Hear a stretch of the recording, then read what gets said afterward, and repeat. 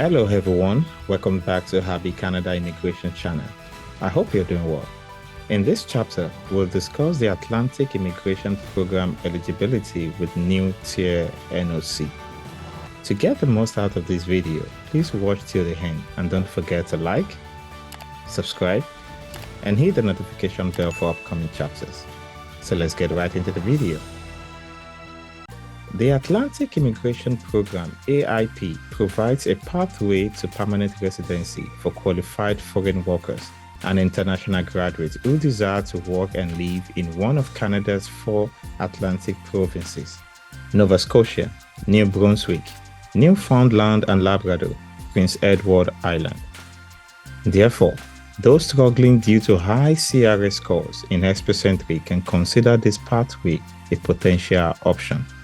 Furthermore, Tier 4 or NOCC are also eligible for Atlantic Immigration Program. This video enlists the program requirements and how you can qualify for the program. Let's talk about who can apply for the Atlantic Immigration Program.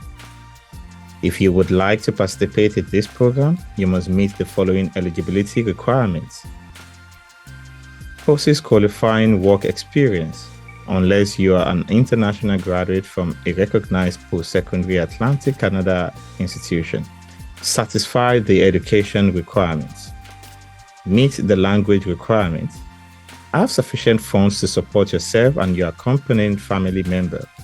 However, if you're already living and working in Canada on a valid work permit, you do not need to show proof of funds. If you fulfill all these requirements, you can begin looking for work with a designated Atlantic employer. Next, you will find a detailed explanation of all the required eligibility criteria. The first one we're going to talk about is the work experience requirements. In the last 5 years, you must have worked 30 hours per week for at least 1 year, totaling 1,560 hours. Here's how you can calculate your hours. Calculate the hours worked in part-time and full-time jobs. Only count the hours for paid work, where volunteering or unpaid internship do not count. Do not count hours when you are self-employed. Include hours worked inside and outside Canada, and ensure that you were legally authorized to work in Canada as a temporary resident.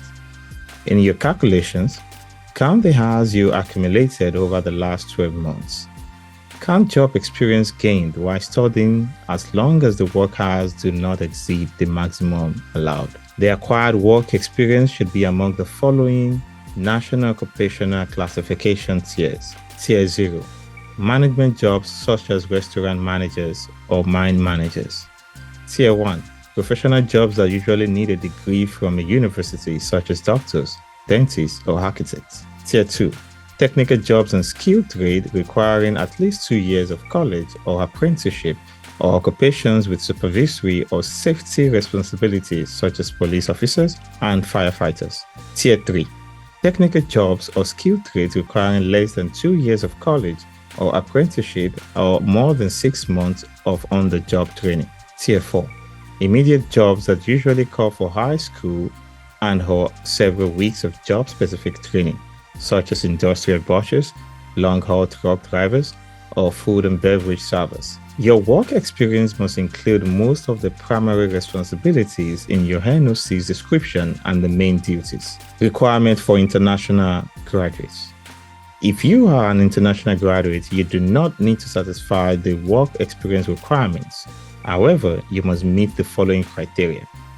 Have a degree, diploma, certificate, or trade or apprenticeship that took at least 2 years to complete, and your degree is from a recognized post-secondary institution in one of the 4 Atlantic provinces: New Brunswick, Nova Scotia, Prince Edward Island, or Newfoundland and Labrador. You'll find the links in the description below. You were a full-time student for the entire time you were studying. Lived in one of the 4 provinces for at least 16 months in the last 2 years before graduation. These provinces include, again, New Brunswick, Nova Scotia, Newfoundland and Labrador, or Prince Edward Island. Had a valid permit while studying, living, or working in Canada. Education requirements. You must meet one of the following requirements. If you have a job offer at the NOC 2021 Tier 0 or 1 category, you must have a Canadian 1-year post-secondary educational credential or higher, or the equivalent from outside Canada. If you have a job offer at the NOC 2021 Tier 2, 3, or 4 category, you must have a Canadian high school diploma or the equivalent from outside Canada. If you studied outside of Canada, you would need an Educational Credential Assessment, ECA, to demonstrate that your studies are at or above the required level of education for your employment offer.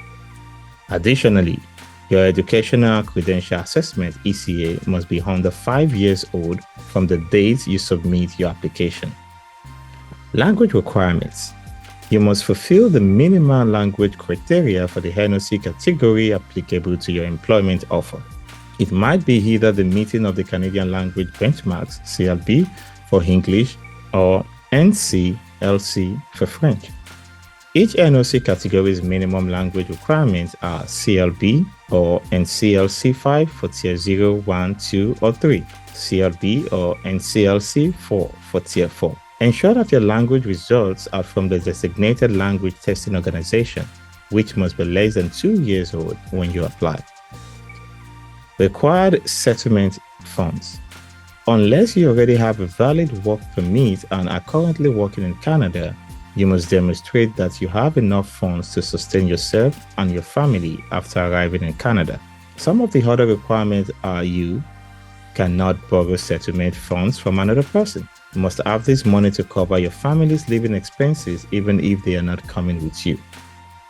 Provide evidence to your home country's Canadian visa office that you have sufficient funds when you apply to immigrate. The amount of money required to sustain your family depends on the size of your family.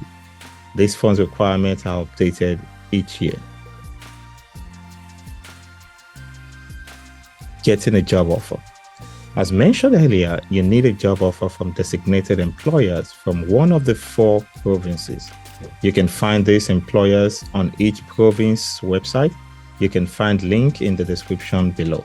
The job offer must meet all the following requirements. In addition, the job offer should be full-time, not seasonal, and have consistent and regularly scheduled paid employment throughout the year. Employers must offer you a position that will last at least 1 year for NOC 2021 Tier 0, 1, 2, or 3 category, 1 year from when you become a permanent resident. The employer must offer you permanent employment with no set end date for NOC 2021 Tier 4 category job offers. The employment offer cannot come from a firm in which you or your spouse possesses majority ownership. Unless you are an international graduate from a recognized post-secondary institution in Atlantic Canada, the job offer must be at the same or higher tier level than the work experience that qualified you for the position. Certain healthcare industry occupations may not require a job offer at the same or higher tier level as the qualifying work experience. For example, work experience in NOC 32101, licensed practical nurses, and NOC 31301, registered nurses, can be used as qualifying work experience if you have a job offer in NOC 33102, nurse aides, orderlies, and patient service associates, or NOC 44101, home health care workers. Qualifying work experience requirement for each NOC level job offer, as shown in the image. That is all for today in this chapter. I'd love to hear your thoughts on this in the comment section below. Stay strong, stay fit, and see you later in the next chapter. Thank you.